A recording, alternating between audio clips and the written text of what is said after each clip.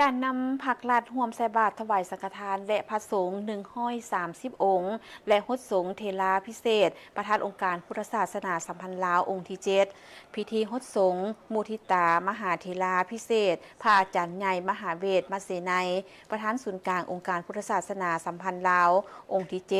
จัดขึ้นวันที่31 มังกรผ่านมานี้ที่สำนักงานประธานศูนย์กลางองค์การพุทธศาสนาสัมพันธ์ลาววัดท่าหลวงเหนือเมืองไซเซธานครหลวงเวียงจันทน์โดยนี้บรรดาการนำผักลัดนำโดยทานสอนไซศรีพันดอนนายกรัฐมนตรีพร้อมด้วยภรรยาทานกี่แก้วไข่คำพิทูลประธานศูนย์กลางในลาวสั่งซาดการนำผักลัดและมวลชนชาวพุทธศาสนิกชนลาวเข้าร่วมการฮดสงฆ์มุทิตามหาเทลาพิเศษพระอาจารย์ใหญ่มหาเวทมเสนัยจัดขึ้นในโอกาสที่พระอาจารย์ใหญ่ได้ถูกเลือกตั้งให้เป็นประธานศูนย์กลางองค์การพุทธศาสนา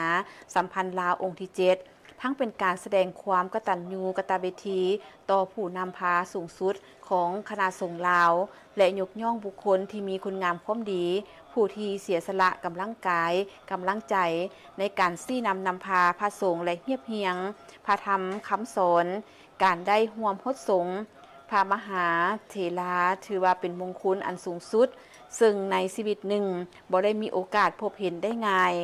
ในโอกาสเดียวกันนี้บรรดาการนำผักลาดพร้อมด้วยชาวพุทธศาสนิกชนลาวบรรดาเผ่า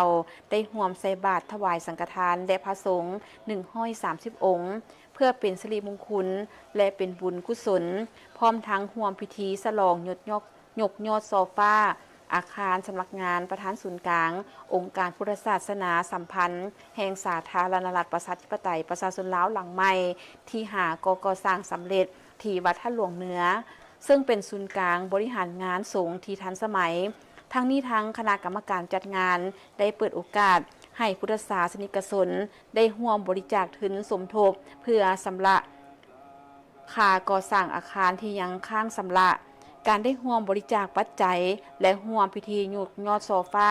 เปรียบเหมือนการให้ฝากซื้อและบุญกุศลไว้ในแผ่นดินเป็นวิหารทานที่มีอานิสงส์อันแห่งกล้า